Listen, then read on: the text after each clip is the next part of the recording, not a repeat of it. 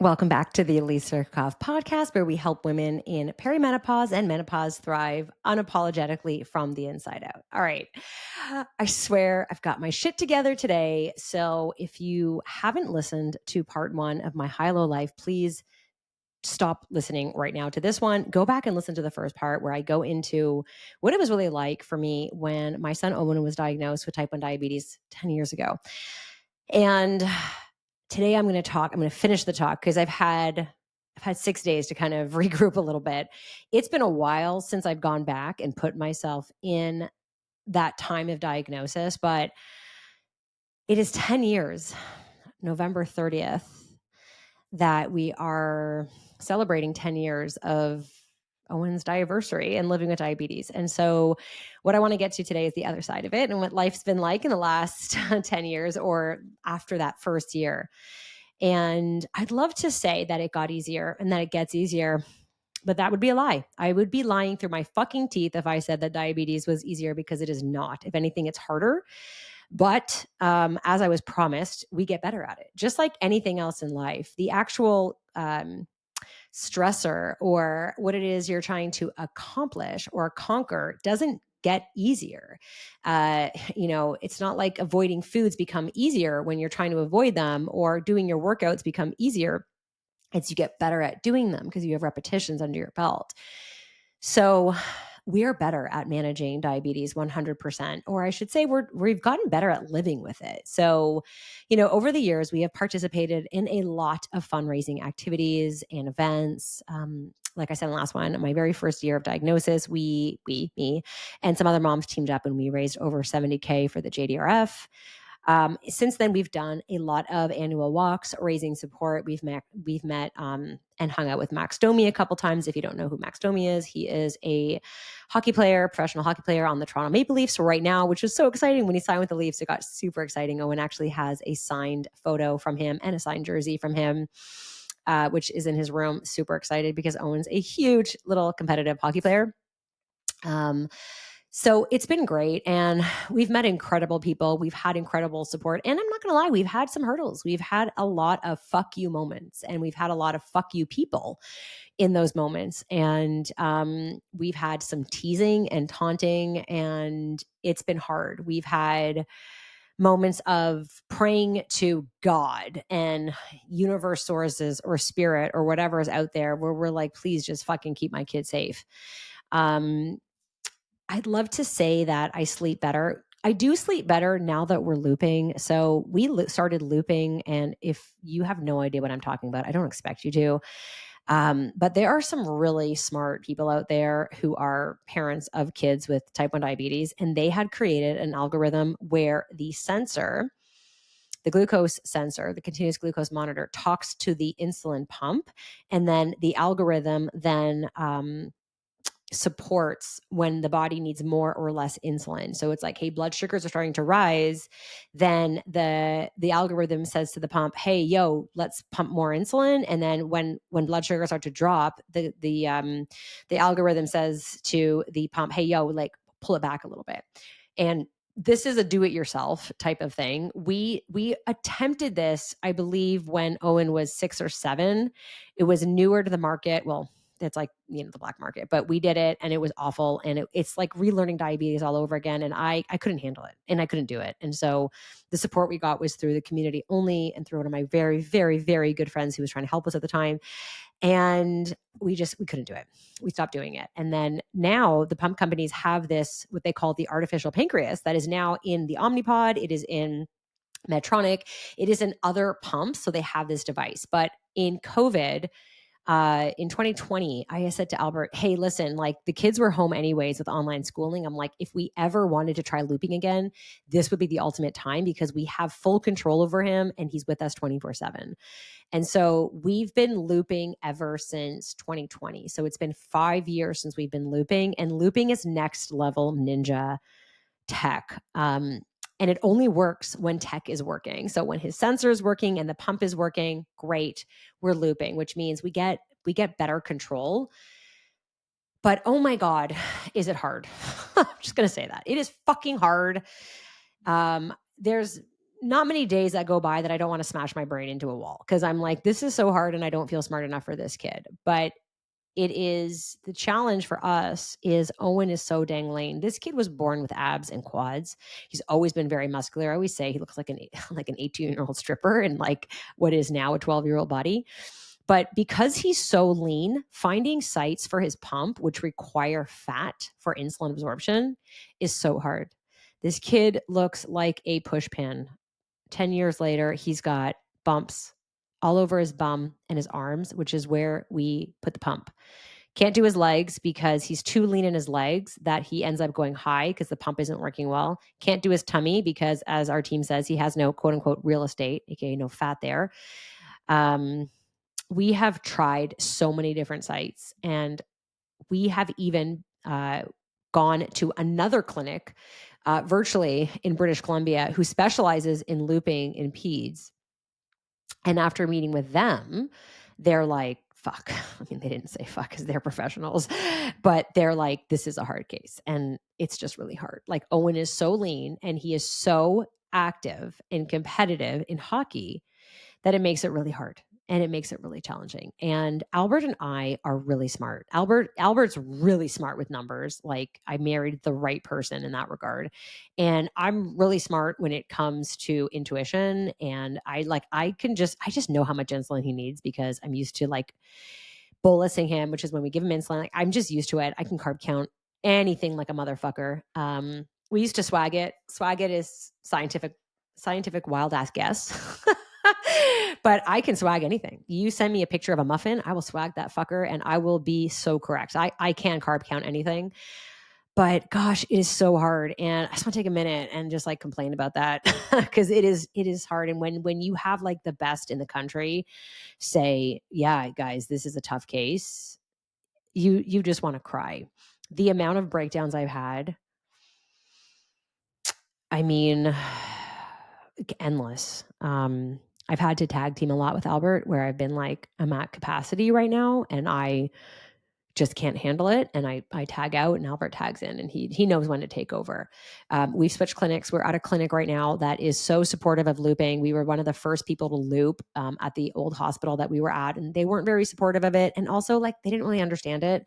They were super conservative and we are super aggressive when it comes to tech, when it comes to research. Albert researches every fucking breakthrough, everything. He's on it.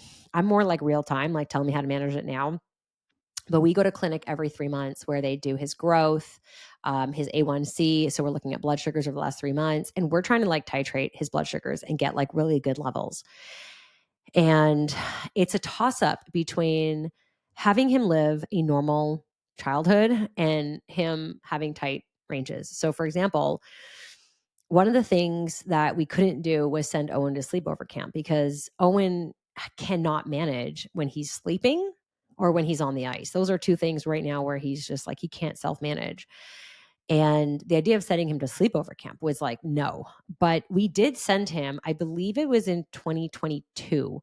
We sent him to Camp Huronda, which is a camp for kids with type 1 diabetes in Ontario.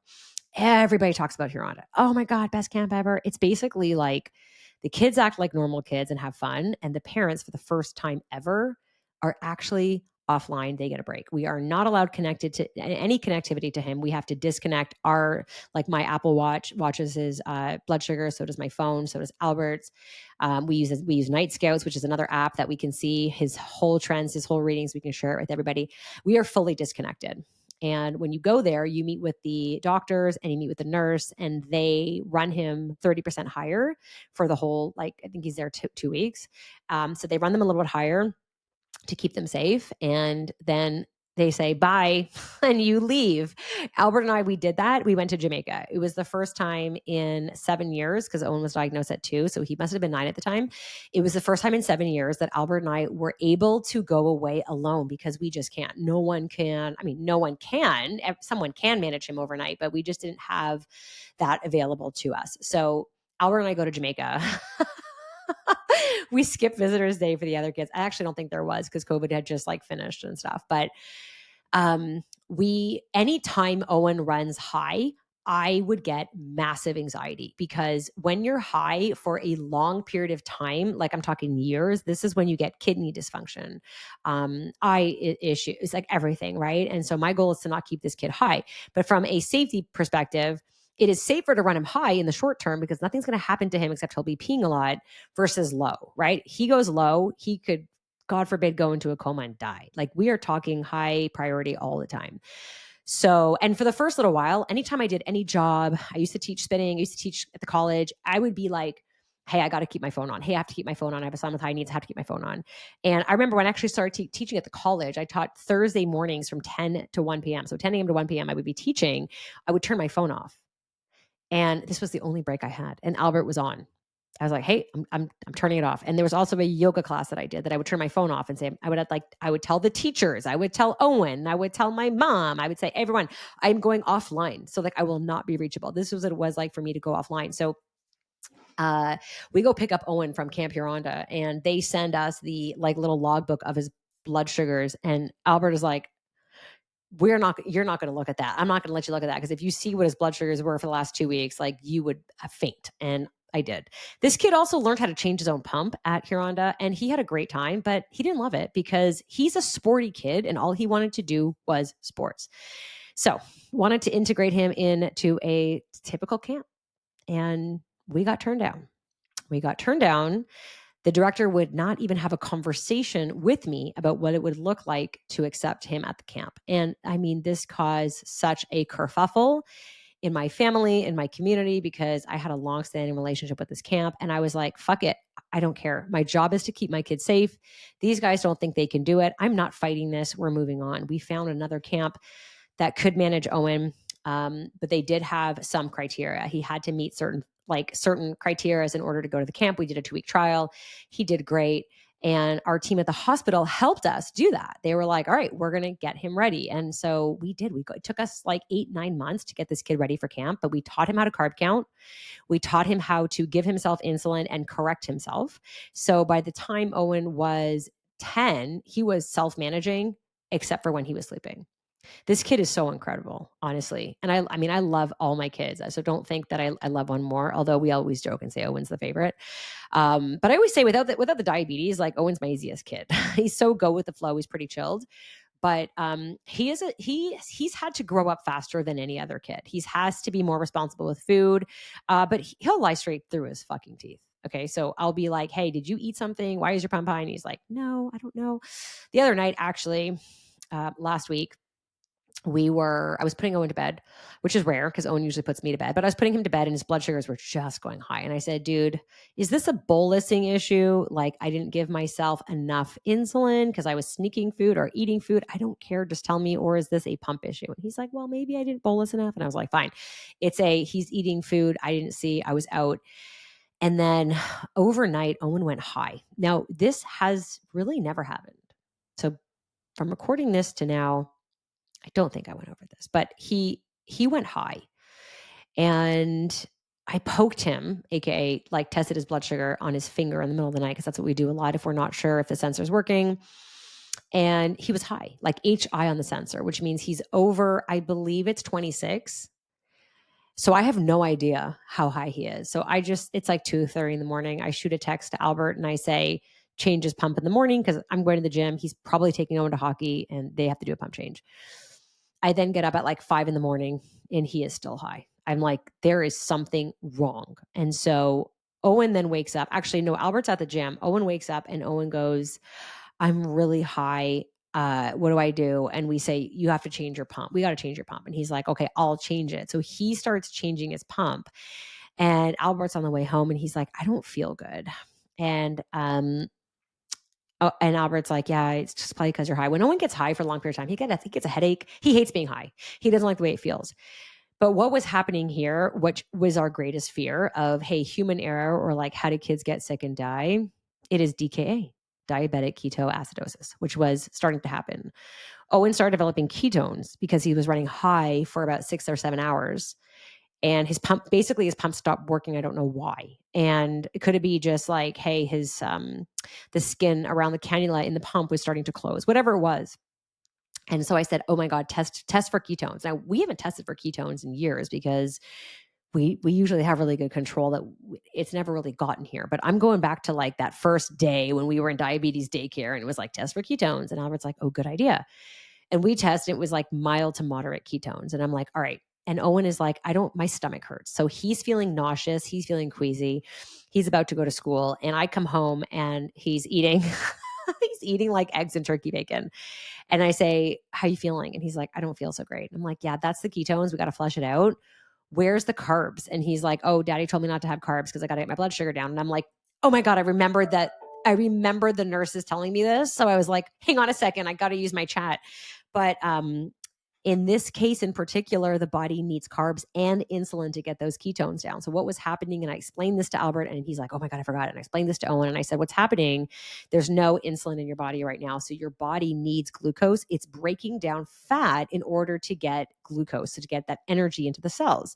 But the byproduct of fat breakdown into glucose, which is, that gluconeogenesis process, if you ever did chemistry or whatever,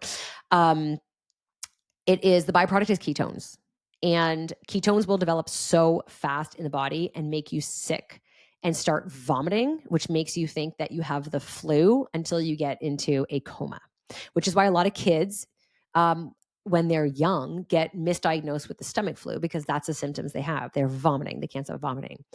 So in order to get those ketones down, you need insulin, but then you also need carbs to absorb the insulin and break down the ketones so that they flush out through the body with a lot of water. So it is insulin, it is carbs, and it is water. So I'm like, nope, here's some bread, here's some crackers. Owen's eating carbs, send him off to school. A couple hours later, functioning pump, he's fine, right? But this requires 100% attention. This means I can't be on my phone doing social media or talk to my team or talk to my other kids. It is like high priority. And this is what life, honestly, with type 1 diabetes is like. It is being imperfectly perfect and being okay with that. And always, like I say, my life is predictably unpredictable. I could have plans to go out, but I had a shitty night because I was managing blood sugars all night and I don't want to leave the house. It could be I have a fuck you moment because I have to put on the third consecutive sensor that's got a gooseneck in it and isn't working properly, and I got to poke my kid again. It could be I'm trying to heal Owen's little body from these insulin pockets that he's developing because he doesn't have any sites left on his body. And my heart breaks because I hate that my kid has to go through this. It's waking him up and putting juice into his mouth and squirting juice all over the sheets and being like, fuck, now I'm worried about his teeth and sleeping in juice with his mouth. I like, it's like a nonstop. It's a nonstop. It is just nonstop. Not to mention, I'm training my kid how to live like this. And my kid now says to me, I mean, how exciting is this? Owen says to me the other day, I'm on the way home. I'm fine because I see his blood sugar is low. And I'm like, did you take something? I took something. I'm fine. Don't worry. He also told me once, I was dropping him off at hockey, him and another kid.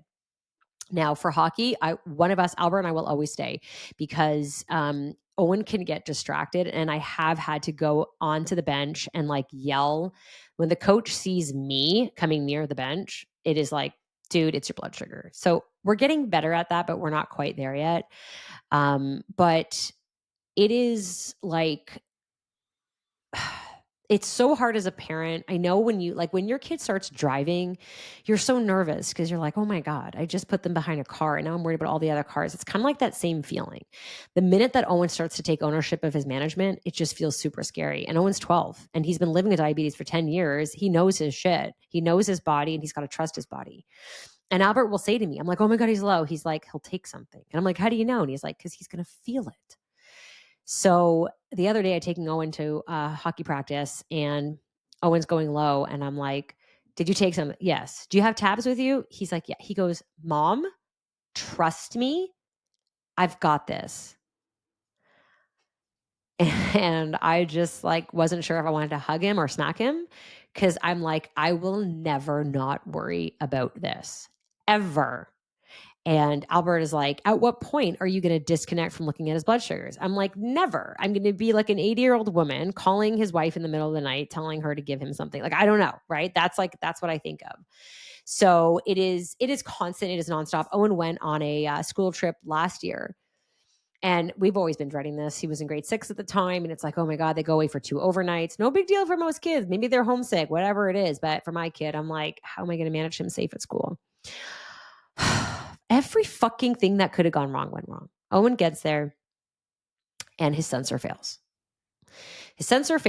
And we're like, fuck. And there's no Wi-Fi. So we're trying to like get hold of the teacher, trying to get a hold of this. Then the next day, he's running high. You got to change his pump. I'm like, oh my God. We're trying to change his pump, trying to change his sensor. He's like an hour away from home. All right. This is what happens. He ends up doing it with the help of his teacher. And I think like one of the caretakers like came over and like was like, do you need help? But the fear and the panic of being so far away from my kid and not being able to help him or not knowing how to reach him is nauseating. Another example we had, it was like the second last day of camp this summer. This past summer, 2025, Owen went away for 7 fucking weeks. 7 weeks we sent him away to camp. Every night, it's like, I mean, we don't have access to his blood sugars. We only see when he remembers to upload them in the health center on the Wi-Fi, which is like once every 3 days. So we have no idea how things are going. And it's the second last day of camp. And Owen somehow locks himself out of his phone. But he locks himself out of his phone that it needs a factory reset. And the problem with that, because you're like, okay, cool, is that Owen runs everything off his phone. His pump, his loop, his sensor, everything's off the phone. So it's wonderful. When tech is working, it's wonderful. But when tech doesn't work, you have to know how to manage, we call it the old school way, poking for blood sugars, testing the fingers, and giving injections. If you don't know that, you're fucked because tech will fail. 100% it will fail.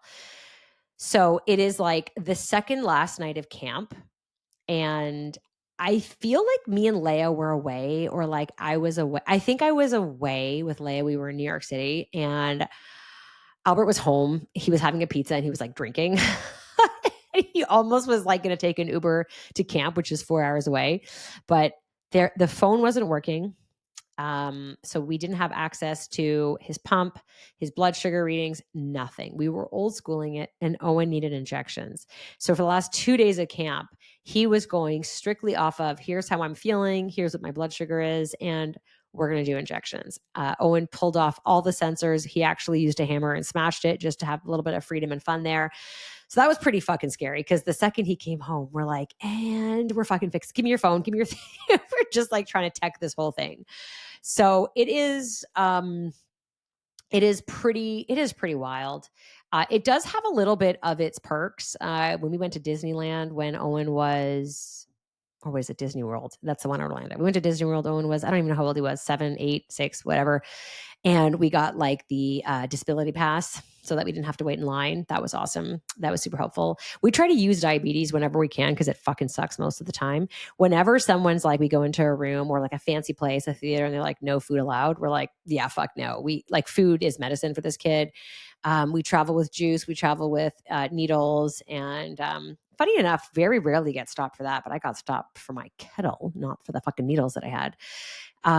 So it's definitely hard. I will say the early years still really hurt my heart, especially I remember being in Disney and having to inject Owen before he was eating the waffle pancakes. And this other couple looked at me with such, I don't want to say pity, but I could feel their sorry for us. Like it wasn't pity, but it was like, gosh, that must be hard that you're giving your kid injections. And I'm like, it's fucking awful. It sucks. But I will say, Owen is a 12-year-old fucking awesome kid. He's super smart. He's super active. He's super funny. He's super social. And he's a normal kid, other than the fact that he's got some devices on him that sometimes people will look at. And it used to make him super self-conscious. And sometimes they'll call him the kid with diabetes. But I mean, he is the kid with diabetes. It's like calling my other kid short. I'm like, he is short. So like, do better. I don't know. Find a better insult. So We're still kind of navigating that. Puberty is going to be fucking hard. We're not quite there yet. He's a little bit delayed in puberty, but like doing puberty is just fucking brutal. We know every time Owen goes through a growth spurt, it's like 3 weeks of shitty blood sugars. Luckily, we don't have to worry about having a period, but if you are a female or you have a daughter with type 1, then it is definitely hard over the menstrual cycle. Driving, drinking, these are all things that we are kind of waiting to have to master together with Owen. But he's a really remarkable kid in that he can self-manage. Now, hockey is super fucking hard.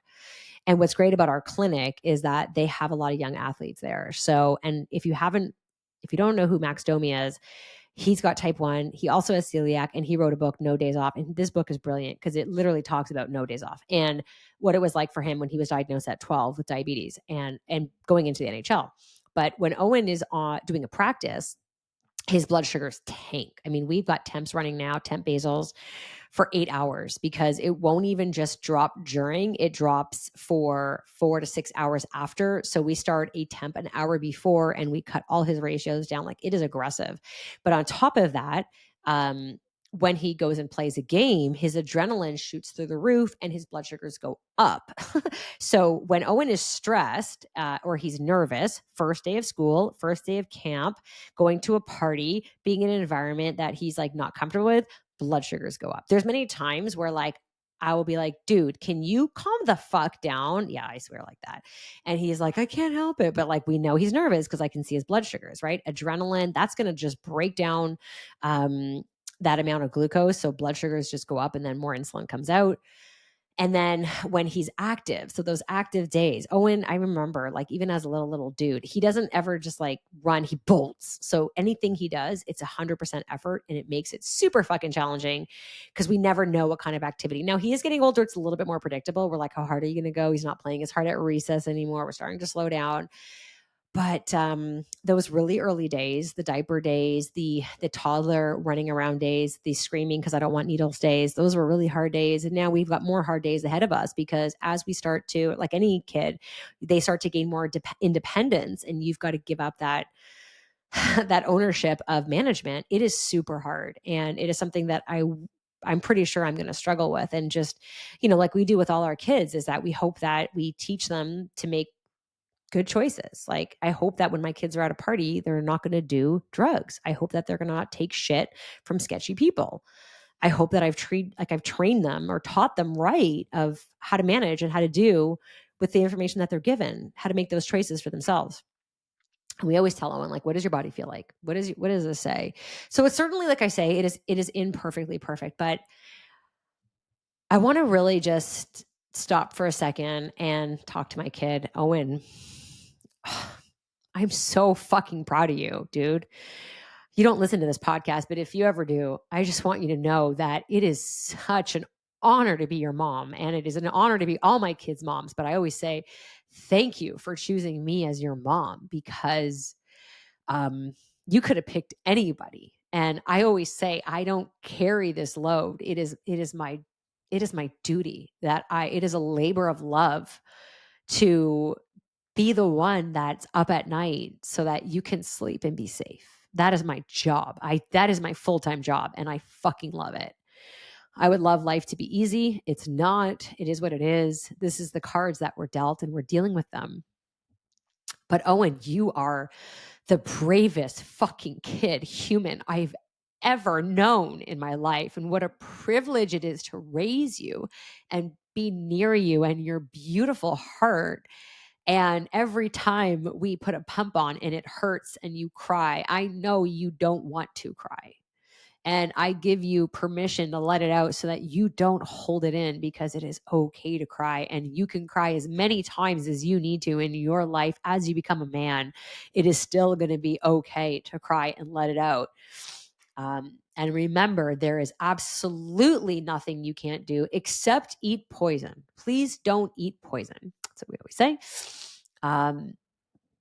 And thank you for choosing me, dude, because it is a privilege. And I can't imagine going back to myself 10 years ago and thinking about all that we would have to go to get to today and all that we've learned and the business that I've created from this. What a fucking honor. So on that, I close up my high-low life. Lots of highs, lots of lows. Thank you for listening. I appreciate you being here. If you found this helpful and you know someone who's struggling with type 1 diabetes, please share this with them. Please shoot me an email, contact@FunctionallyFitwithElise.com. I want to hear from you. I want to help you. I always have other moms with kids with type 1s DMing me, and it's always a different conversation because you'll know how much I just fucking love to help. And if this helps you and Owen's story has helped you today, maybe just, give your kids a hug, or just know that some of us have it a little bit different. And it makes you appreciate things more. Then fuck it. I'm happy for you too. Thank you for listening.